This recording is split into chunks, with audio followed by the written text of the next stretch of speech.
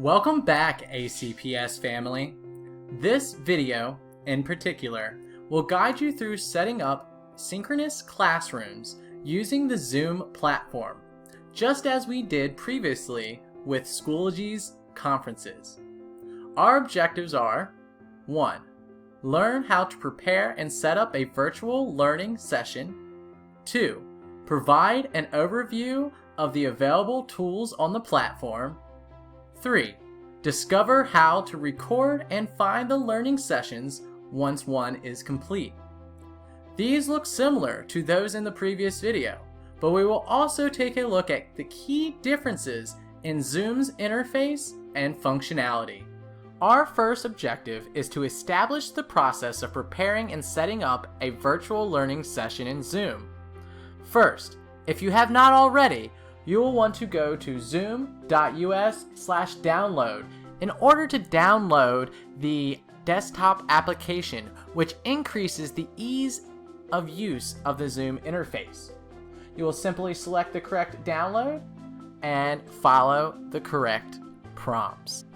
As you follow the prompts and log in, make sure that you use your school credentials in order to activate the extra security features Albemarle County Public Schools have access to. What you will first see is this home page or one of the following topics across the top of the screen.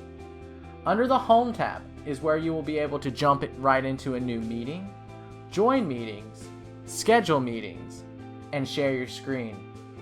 The chat function allows you to look up your colleagues and message them inside of the Zoom chat. Meetings is kind of your base for finding what meetings you have scheduled and what meetings you have agreed to, and where you can access and copy invitations and send them to students or colleagues. Setting up a meeting can be slightly confusing as there are many options. You will select schedule on the home screen, give it a topic, a start date, a time, a duration. A reoccurring meeting will also constantly keep that on your list for you and your students to have access to. You will always be required to provide a password to your students as an extra piece that you have to send to them, and then you'll be able to change the settings to either allow the host to have video or the participants, the same with audio. And then you will also be able to choose a calendar like our Outlook to send invites. Once you have it scheduled, the meeting will show up right inside of your meetings tab. Double click to start it. Copy invitation to send invitations to students or colleagues, and you may edit it from there too. Our second objective is to explore and experiment with the tools inside of Zoom. When you open up a meeting, you will be asked whether you want to join with your computer audio. Once you have joined with your audio, you will either enter with your mic on or muted, depending upon the settings you chose when creating your Zoom. You will also be able to join via Start Video, which will ask permission to load your webcam.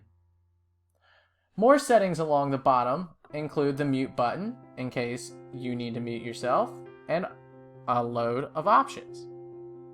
You will also be able to change your video settings. Security features can be turned on and off, such as allowing students to screen share. Sometimes you do not want them to have that ability, and that's okay, but sometimes you may. The option is yours. Participants tab opens up a tab on the right hand side here, as you will see my name. It gives you the power to mute and do so much more with the students themselves under their settings.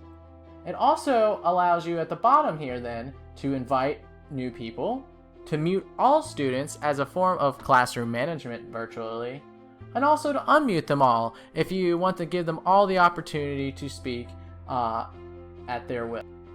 The screen share tool is yet another piece of equipment inside of the Zoom program that will make your life easier as a virtual teacher. By clicking this button, you'll be given the option to share either your full screens a whiteboard screen, or any other tab that you have open on your computer. A few things to remember here is that when you're sharing and you would like them to hear what is on your computer, including video and audio files, you'll want to make sure that you share the computer's sound and also optimize the screen for sharing your video clip. Inside of this feature, you can also share a whiteboard. Through sharing the whiteboard, you and your students now have access to annotating and drawing on the whiteboard. They can come up to their toolbar up here and click Annotate while you already have it open for yourself. Maybe you're doing math, maybe you're doing science, maybe you're having students practice their cursive. Yet another wonderful tool. Once you have completed your whiteboard activity or your share, you can click Stop Share at the top of your screen, bringing you back to what should be all the videos of your wonderful students. The last tool to know is the More button down here, and they just give you a little more features to customize. The great difference between Zoom and Schoology conferences is that Zoom has a lot more features, but can be a little more clunky to teach students. Our third objective is to discover how to record your Zoom sessions and find those recordings for later for any professional reason, either to provide to a student who was absent or to simply have in your records. Recording a session can be done several ways. One, you can set the recording to happen as the meeting starts. This is done through the settings when you create the meeting. You can also start it at any time in a meeting using the Record button. Selecting the Record button here will simply give you a recording flashing light at the top left hand of your screen, and it will record all the actions that take place inside of Zoom. Now you might be wondering, well, hey, where do we find these? That is quite simple, unlike that inside of Schoology Conference. You will still have access to these for as long as you have the program. So we're going to exit out of our Zoom meeting. And what we're going to do is go to Recorded. Here is our Zoom. You will have the option to Open. This will bring open a file where you can click and drag the playback into any other file on your computer and have a copy for yourself.